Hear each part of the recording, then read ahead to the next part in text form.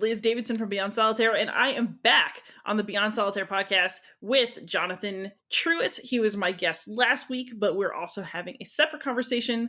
So last week we talked about gaming in colonial Mexico in his capacity as professor of Latin American history. But Professor Truitt is also director of the Center for Learning Through Games and Simulations at Central Michigan University. So first, how you doing, Jonathan? I'm doing great. Thanks. Long time no see. Indeed. And tell us a bit about this center. So the center started out as a grassroots effort by faculty who were looking at ways to engage with games and game-based learning in their own classroom. And so we started out as a motley crew, just sort of trying stuff out with our students, because doing sort of your standard approach, lecture, small group discussions, well, it worked at times, wasn't working for everything. And we wanted something more engaging that would get the students sort of a little bit more intrinsic motivation in their learning. And so we really just started playing with learning and using game mechanics to get there. The center grew over time. So it started about 9 years ago. It's been under a couple of different names until finally this one is the one that stuck. And it's grown. It's grown quite a bit. So it went from a focus on, we joke there's a place in Mount Pleasant, Michigan called The Cabin. It's a bar just off campus where you can get pretty good pizza. And we would go there and meet, and we'd, have drinks, eat pizza, play board games, and talk about game mechanics for our classroom. And it's grown from that, where we had more faculty come in, more faculty were interested. We started the process of the Reacting to the Past Game Development Conference. So that started at Central Michigan University, and it started some of these conversations around game-based learning more. We then, we led that conference for a few years. We've then done a couple of other regional ones where we've pulled in other nearby universities, Ferris State, Grand Valley, Delta, Saginaw Valley State. To really talk about game-based learning, we pulled in other game-based learners out there as well to lead workshops for us. And then in the process, we started developing our own games and building our own games. And we had people who, it shocked us at first, but we had people who wanted to play our games and use our games. And so then we started looking for outlets for those games. And that led from one thing to another. We had a series of conversations with sort of traditional academic presses. Those academic presses, some of them were interested. There's an interesting story to be told there, but it's long-winded and not terribly as interesting as I might think it is. So the long story short is those academic presses weren't excited about having to handle the game pieces of the games as opposed to the content and the pedagogy. And so inevitably, the last one we were in conversation with sort of went pear-shaped when COVID kicked off. And so we are we have launched our own academic press on board games.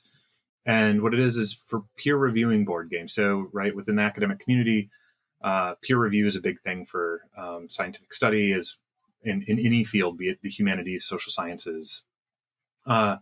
And so we acknowledge as a part of this that faculty who are publishing in a board game space need peer review in order for it to count for promotion and tenure, but also peer review in terms of games. If they're going out in their scholarly games, you'll know that playing one of our games, if you enjoy it and you're learning something from that game, you also know that game has then been vetted, right? You have that information.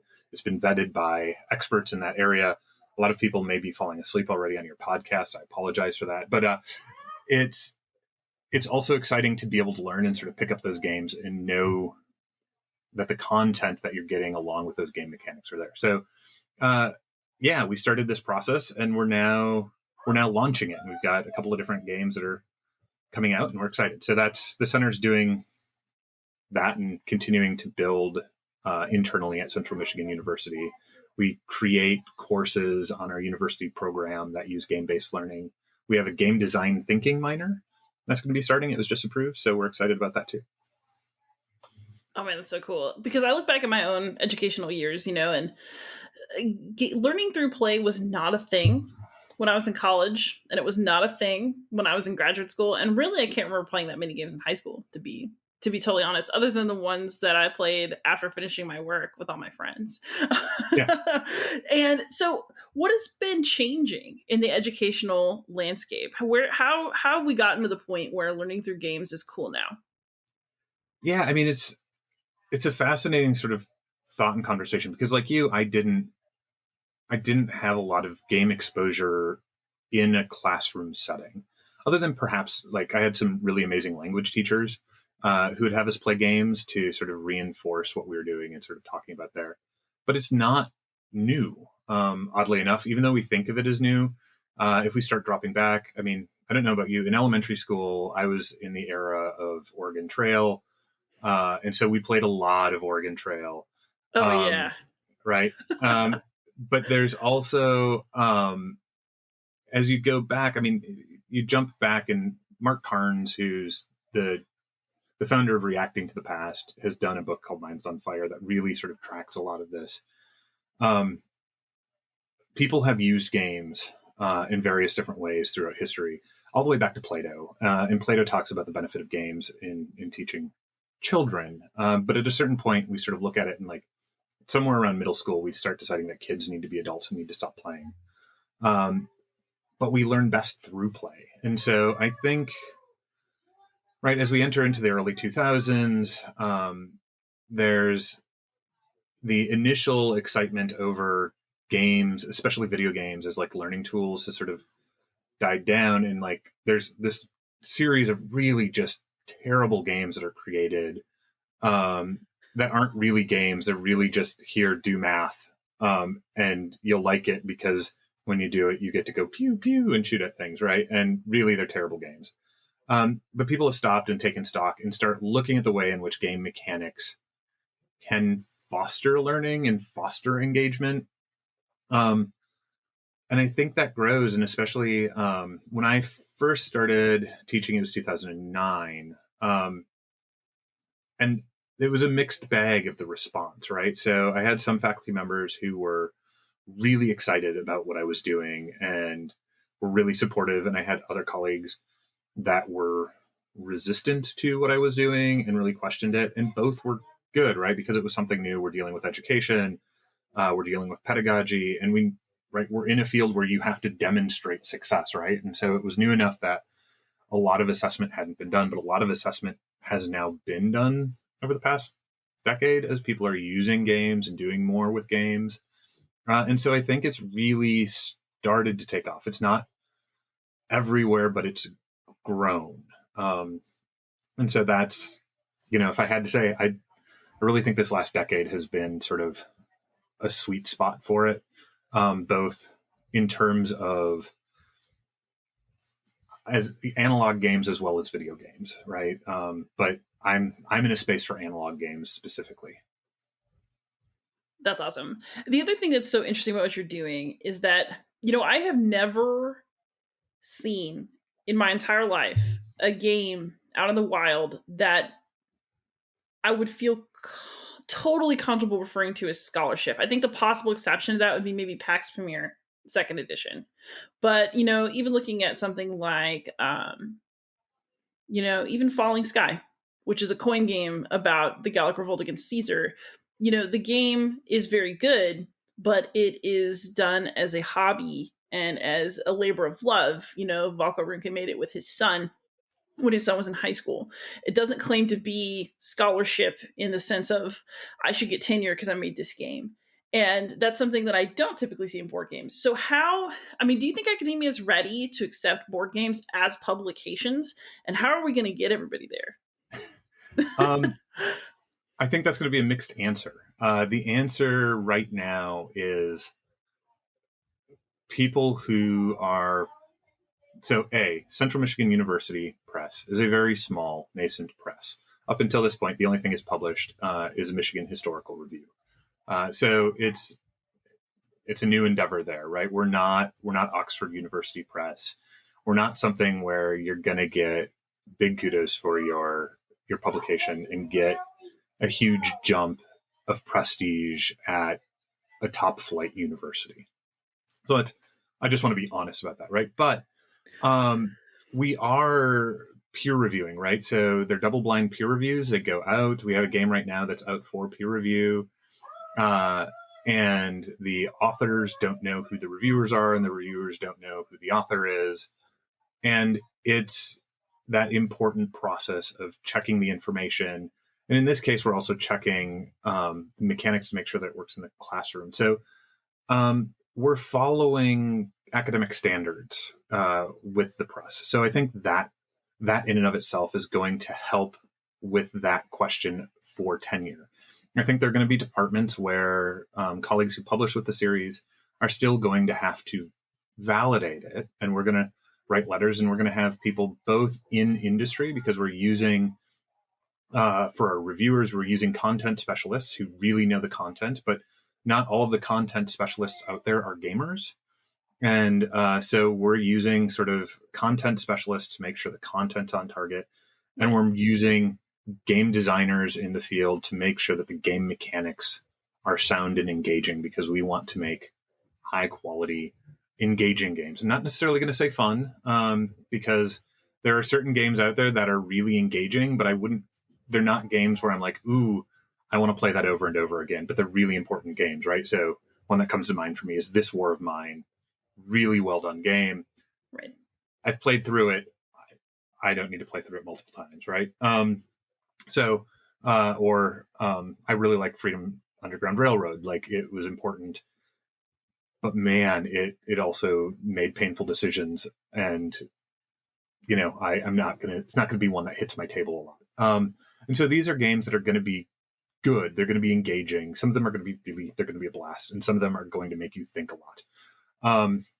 And so we're going to write letters. We're going to have letters from other people to support that. My home department is at the point where they're accepting of my publication of games. Other colleagues who are doing Reacting to the Past games are also having those accepted in their home departments. And so I think, there's going to be a push. And I think the only way we get there for academia to be ready for this is to do it, right? And so I think, it's going to be a little bit of an uphill battle for some colleagues, and we're going to do everything we can to support them. But I think there are programs and departments that are ready for it and are going to support it. And having this behind it gives it that much more in terms of credential. That's awesome. I personally am really excited about this project. I think it's great. But just from your perspective, how do you think that games can contribute to scholarship in a way that our more traditional system of write articles, write a book can't? What can games give us that we're not already able to do in print? So games require a different way of thinking and laying out the material than writing a book does, right? So I've written a book now, and I've written a game. I've written a couple of games, one that's gotten published and the other one that's sort of sitting on the shelf. But when you have to think about game mechanics, you have to think about the way in which you're relaying the information. And sometimes when you're writing a game, because of the game mechanics that develop, you find a hole that you didn't know necessarily existed before. So the game that I have this published with W.W. Norton, Reacting to the Past, is Mexico and Revolution. And there's a currency mechanic in the game. And I realized I needed a character to help control that currency mechanic. And the obvious character is the Secretary of Hacienda. But the Secretary of Hacienda during this period is a guy by the name of Ernesto Madero, who is the uncle of then President Francisco Madero. And I needed information on Ernesto Madero. But nobody's written on Ernesto Madero. He's just not somebody that a lot of people look at from the period and say, wow, we need him. I mean, this is a period that has Pancho Villa and Emiliano Zapata and Victoriano Huerta, and it has Emilio Robles, who is this amazing figure that, I'm not actually going to say what Emilio Robles does, because if a student of mine watches this and then plays the game, they're going to know some secrets, right? But there's all of these really exciting characters, and Ernesto Madero is in the background handling the finances of of a country at war with itself and trying to keep it stable, right? So nobody's like, ooh, look at that financier, he's just so amazing. But we needed the information on him, and so doing the research into the game, and because I needed the character, forced us to write a biography on him, using the primary sources because there were no secondary sources on Ernesto Madero. So that led to research that we hadn't anticipated doing, in terms of character development. But there's also just that delivery, right? So games, as you mentioned, like seeing a game out in the wild that you play and you get to learn from. What I'm excited about this, whenever you pick up a game, you're learning about that game, right? You're learning the mechanics. Even I talk to my students about this. Even really simple games reinforce learning, right? You're counting, you're reading, you're taking turns, you're communicating. But in this case, these are concepts that people are unfamiliar with, or that they need to learn about. And so the game teaches you about that in a way that reading a book, you can try and go through that thought process, but now you can sort of step out of that book and you can apply it, right? And that process of applying knowledge helps you remember it even better than if you're reading through it, and then trying to apply that process, right? I know, I learned about angles. I had a teacher who taught math. Obviously, I had a math teacher. There we go. And his way of teaching sort of about angles, and like he used billiards, right? And I learned that was one of the like lessons of math. I'm not strong at math at all, but that was one of the things I just like remembered and can still talk about with my kids. And like, whereas other conversations, where, my son's really excited about pi and he's like, I can do pi to the, and he can do various different theorems, and he's in sixth grade doing eighth grade math, and I'm like lost and can't help him. At this point, my wife helps him because she's the math genius in our family. And I'm like, I can teach you about Latin American history. Right. But having a game that does that would have helped cement it. Right. And it was games that helped me in that learning process. And so that's where I think games are going to help as scholarship in teaching people, but it's also, that process of needing to know the material gets us to look for additional information that we aren't looking for. Does that make Nice. sense? Absolutely. Yeah, I really like the idea of if gaming kind of making you put things out there in a practical way. You have to actually make a system that works, which means you have to actually understand the system and the components, which might actually, lead to finding holes in your knowledge. The flip side of that interests me a lot, though, is that when you're making a game, you also have to cut things that you know. I mean, nobody can get all the context of. I mean, you should never read one book about history and think you know the context. So part of scholarship is a wide, variety of access to sources. But what I wonder about with games as scholarship, right, is that when you're making an argument, normally you have counter arguments, and you have a lit review, and you have this kind of contextualization of where what you're saying fits into scholarship so far. With a game, really the goal is to streamline and get it to where somebody can have an experience that communicates your point, but that also means that you as the designer are choosing what to include, what to cut, and what to focus on. It's a really different way of having an argument. How do you peer review that? How can a game ever be scholarship in that way? Do you have to relegate gaming to just intro stuff? Mm-hmm. How deep do you think you can go with a game-based argument about how something worked in the past? So I think it's going to in part depend on the intentions of the author of the game, right? So as you write a book, as you develop a game, you have a target audience, right? Is your target audience specialists in the field? Is your target audience people in higher level courses, in lower level courses? What's your target? So that's going to be part of the influence. And you're absolutely right in the like thinking about the literature review and that area. And that like in this case, you don't necessarily have the lit review portion of it, though we are like depending on sort of the topic that's being covered, we're encouraging sort of like bibliographies and like areas to find more information and counter arguments, but we're also doing double blind peer reviews in this process. So again, the authors don't know who's doing the review of the game mechanics, and they don't know who's doing the review of their content, right? But they're going to get that feedback. And when they get that feedback, we as the publishers of this have conversations with them about that content. So that conversation, right? You can't just go at it and just be like, this is going to be my perspective, and you can't ignore the rest of the field, because you're still getting peer reviewers in your field who are going to bring in some of that content, and they're going to raise some of those questions that you then need to figure out how to wrestle with. But yeah, I mean, when you're developing a game, there's always a tension point between the mechanics and the content, and how do you get the game to continue to flow and have the content in there. And each of those is going to be a different approach. What we're committed to doing is making sure that it's clear in those game mechanics. If we're having to make a choice of game mechanic over content for some reason, so I mentioned my Mexican Revolution game, it's a role-playing game for the students. And one of the things that I had to consciously decide to do was that I needed all of these characters who were never in the same place at the same time, because they would have just killed each other.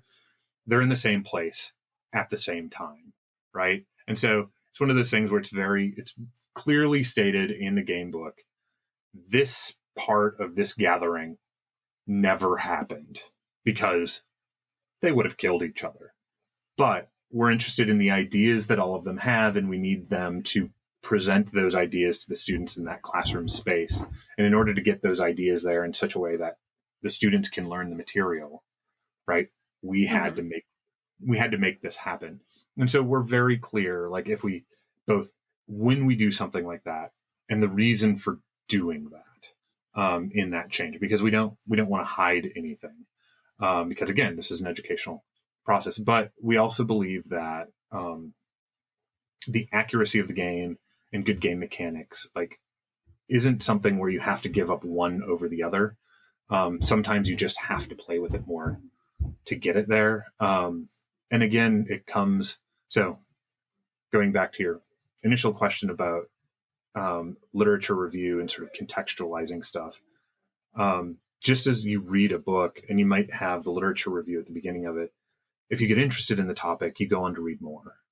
And hopefully, in the process of playing the game, it's not your first stop, or it may be your first stop, I should say, but hopefully it's not your last, right? Hopefully you enter into it and you're like, this was really interesting, I want to know more. And it's the springboard into that more.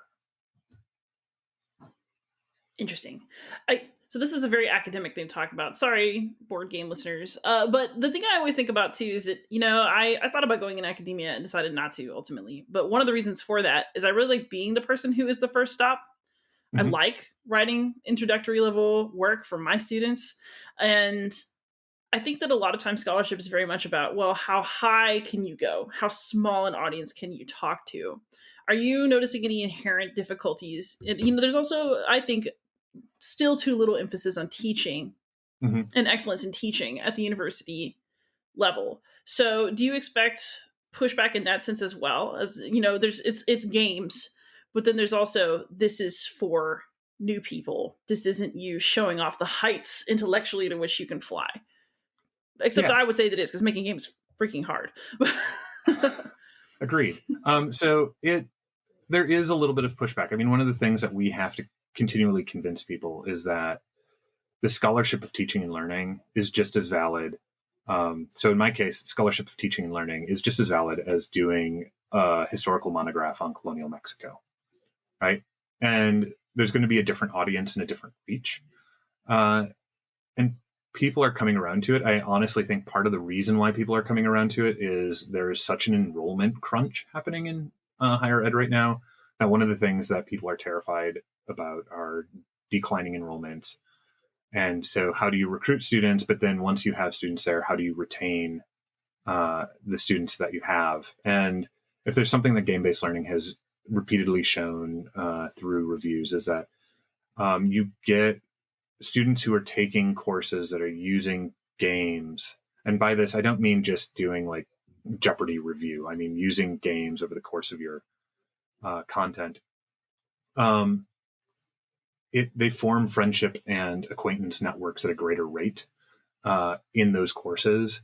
And so it helps to retain students on a big level. And those students also help, the games help them retain the information as well. So what we're having is this point where we desperately need students, and games help engage them and make friendships, and those friendships help them retain at the university. And so the universities, while they want, I mean, they obviously want cancer research and they want high level research that's going to bring them a lot of flash. And that's important, right? I'm not minimizing that, but they're also acknowledging that there needs to be effort on the pedagogy and on the engagement, right? We need the students to be there.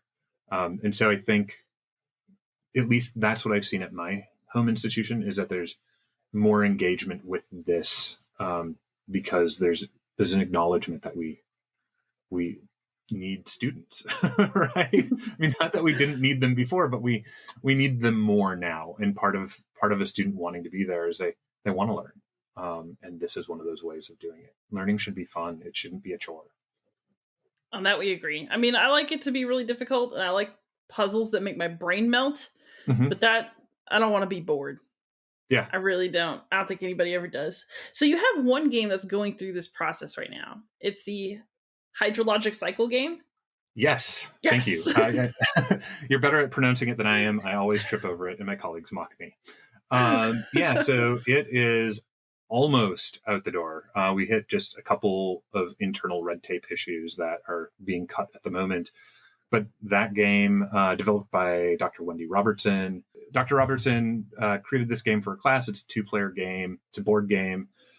We're also going to be getting it to a position for her to use remotely with her students, but it's been in development for a while. It went out specifically tied into an academic article on the water cycle that is getting published sort of simultaneously. So that game is going to be available for purchase any week now, once we get the red tape squared away. So that's just the final little bit that got there. Oh, that's really, really cool. So I have a question about this game. I'm not a geologist by any stretch, but I am a teacher. My largest class right now is 32 students.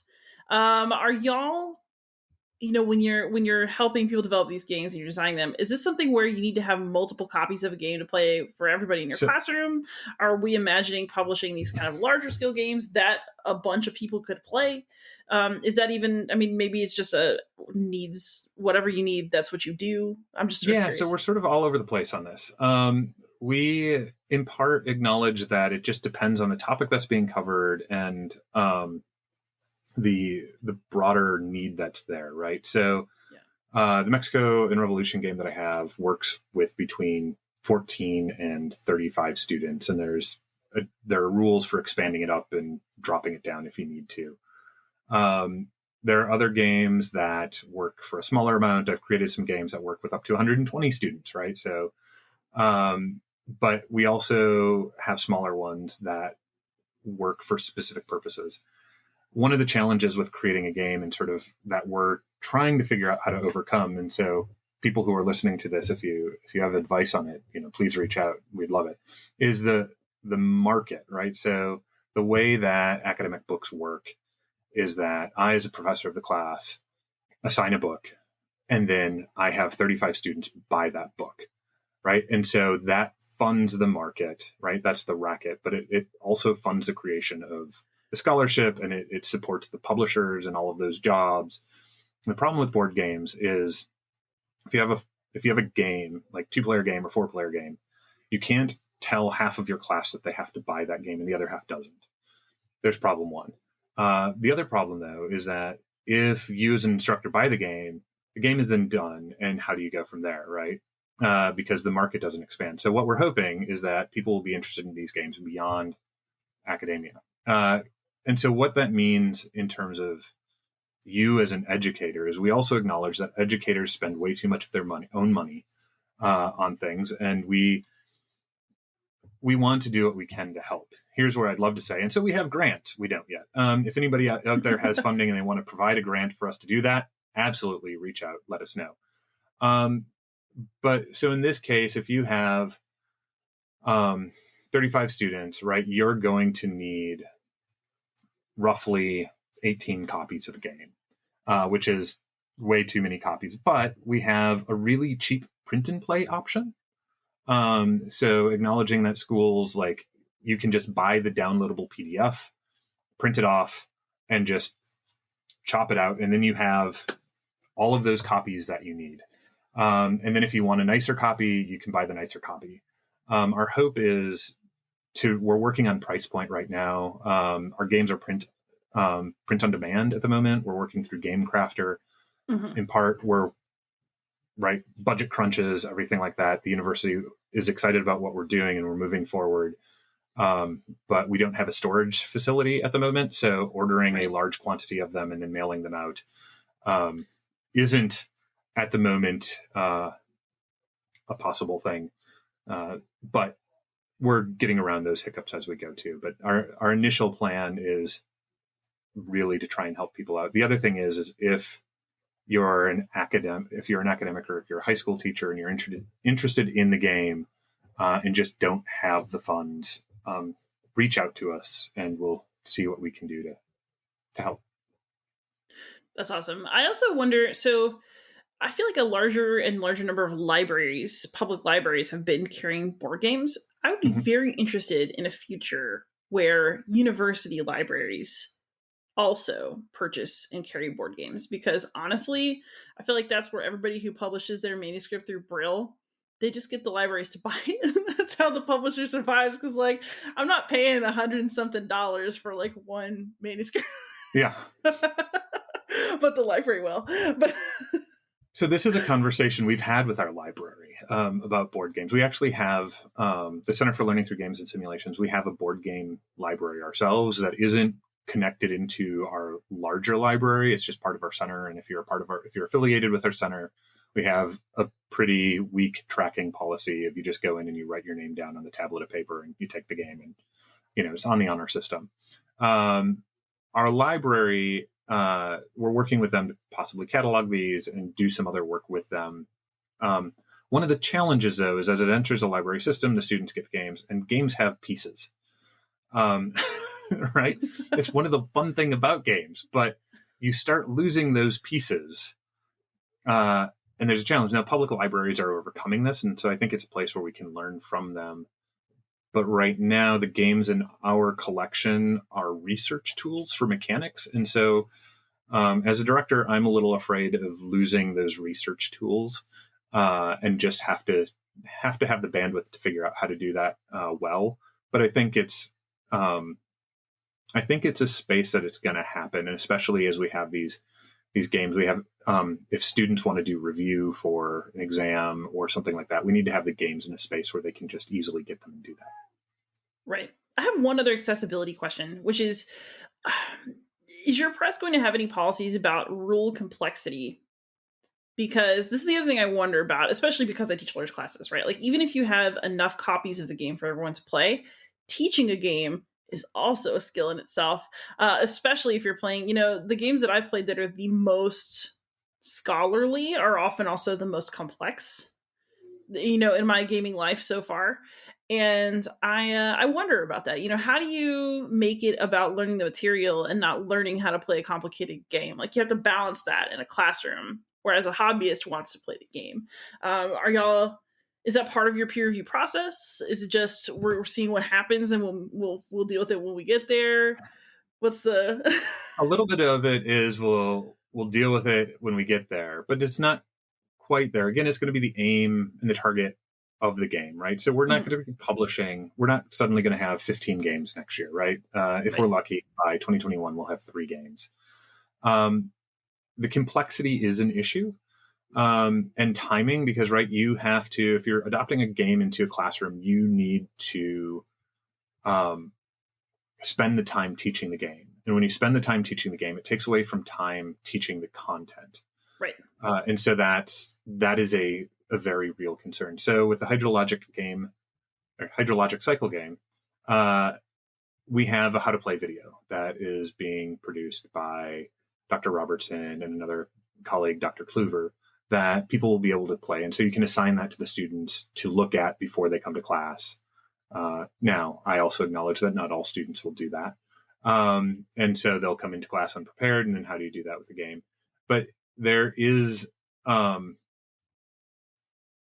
we look at the games, teaching materials and associated sort of classroom instructions is a part of our game. So it's not going to be like, I mean, again, you mentioned coin games, which are fantastic, but it's not going to be one of those where you're getting the game and you're trying to figure out, now, how do I use this in the classroom? There's going to be a set of instructions and guidelines to help you know how to bring that game into the classroom, right? But, even though I'm an educator, sometimes I suck at teaching the rules to a game. And I have a friend who's just amazing at it. Like every time we play a game together, like he's the one who teaches the rules because he's just got a knack for teaching those, right? So I'm not going to say it's going to be a 100% slam dunk every time a new instructor is trying to teach the rules. But the center is going to be there to help if people have those questions. And each time you teach the rules, it gets a little bit faster. Our goal, though, is that these games are going to work in a classroom. And so we're thinking about that and we're keeping that in mind as we develop it out. And so there's both going to the complexity issue. In some cases, what it will be is that game is just going to be a really easy game to introduce. So I have a game that it's a card game called Plagues, Poxes, and Pustules. It looks at rapid demographic collapse due to disease. It's not published yet, but it plays in 20 minutes, right? And it takes 2 minutes to explain the rules. It's a co-op game where you're in a medieval village and Black Death has descended on you. It's a little surreal to play in the moment. But that game plays out in 20 minutes and it's just a quick, simple, here you go. Dr. Robertson's game, the hydrologic cycle, plays in a class period, right? And then we have games that are sort of larger, right? So I mentioned my Mexican Revolution game that plays out over anywhere from basically 1 to 8 class periods. And the rules on that one are much more complex because it's a large role-playing game that goes over days. But I also acknowledge that people who are jumping to it for the first time might be intimidated by that. So we have a 2-page, this is your first time using the game. Here's how you strip out a bunch of the rules and just run it more easily. And then you can ramp up that complexity as you become more comfortable with the game, right? So we're going to have introductory stuff because not everybody teaches using games. And we want to make sure that these games are comfortable for people who are both gamers and are excited about having games. And so we want the complexity there for them. And if they're comfortable teaching it at a more complex level, awesome. But we also want it to be there for the non-gamers. So to what extent are y'all cross-pollinating with war gamers who already do a lot of research to create these kind of professional level gaming simulations that are designed to teach something, or with people who are creating hobbyist historical games? Are y'all planning on dialogue? I mean, obviously you're a hobbyist gamer yourself, but to what extent is there crossover at this point? So we're pretty new in the process, but it's crossover that we're looking at. So we're an academic series. Our main focus is on creating games that will help people secure their jobs and get promotion and tenure. Well, I shouldn't say that's our main focus, but as we look at it, right, our main focus is in creating academic and scholarly games, which helps people get tenure and promotion. But that being said, we're open to accepting games from people from any space, just like any other publisher would be.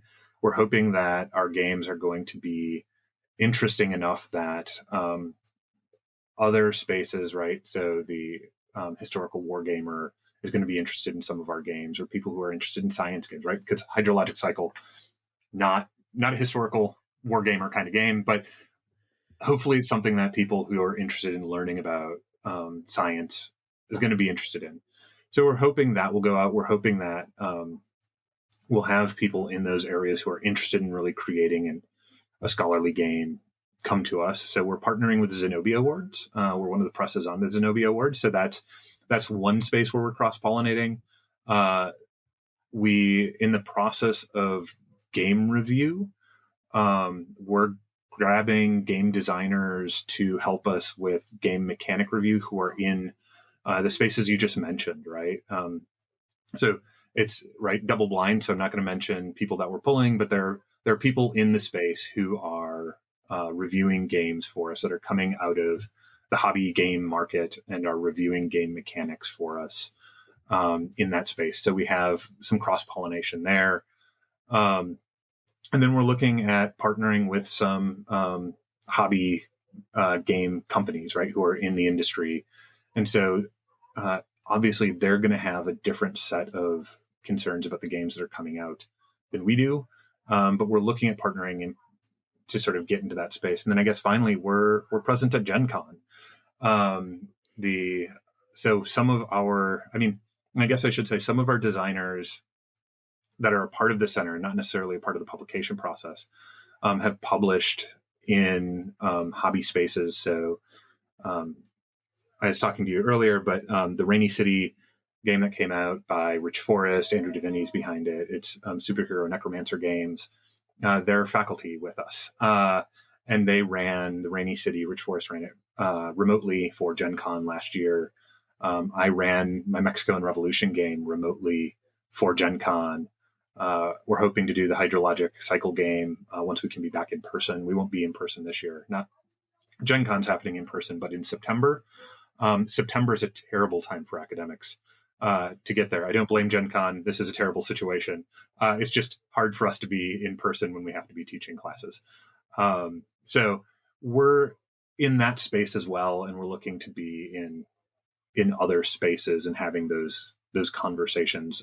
One of the premises behind the center since it started is that good games are really important to us, and part of the way to get good games is to have dialogue with the good games that are out there. And I mean, this is a golden age of board games. It's amazing. There's so many good games so many times, and so all of us are playing those games and thinking about them as we develop. Amazing. And so I know that you don't want to talk maybe too much. Are there any other games in the pipeline that you can disclose to us at this time? Yeah, so the next one coming out, we're working on the title of it. So I'm gonna we're going back and forth, but it's a pretty cool historical game, historical light, I say in this case, because it's modeling situations that have occurred, but is not based specifically on that situation. And what it looks like is you are a small community in World War II Europe. Your town has had enemy forces take over your medieval church. And the question you have to ask as a group is, do you storm the church and lose members of your community but save the art and the monuments that are associated with your community for hundreds of years? Or do you just blow up the church and save lives, but lose all of that historical memory, right? All of those artifacts. And so it's a game that plays with larger classrooms, but it's also one that we're hoping sort of like you get together and play like how to host let's host a murder mystery or, something along, you do an escape room. This is an experience where you can get together and you can have this conversation and you sort of work through these, what are really real questions. So that one, we've been hoping for a release in June. It's probably going to be more like an August release. The author behind that is Mary Beth Looney. It's been used in a number of classrooms already with people in the Reacting to the Past community. So we're just working on a new title for it and getting some of the logistics worked out. That's awesome. And I'm going to put it in the show notes, but where can we find you online? Where can we Google? Yes. So if you Google Central Michigan University Center for Learning Through Games and Simulations, you can find us on Facebook. We're on Twitter. We might even be on Instagram. I believe we're there. I should really know this, I realize, but I'm not on Instagram. So, but yeah, that's where you find us. And we'll be, hopefully showing up at more game shows too. So, or conventions. So, right. Gen Con already, hopefully more to come. Yes, come to PAX EU. That's my favorite one. So That would be awesome. thank you again so much for coming on, for telling us about all this cool stuff that you're up to. I really, really appreciate it. Thank you for the opportunity, Liz. I appreciate it. All right, everybody who's watching, listening, leave us some comments, and happy gaming, everybody. Happy gaming.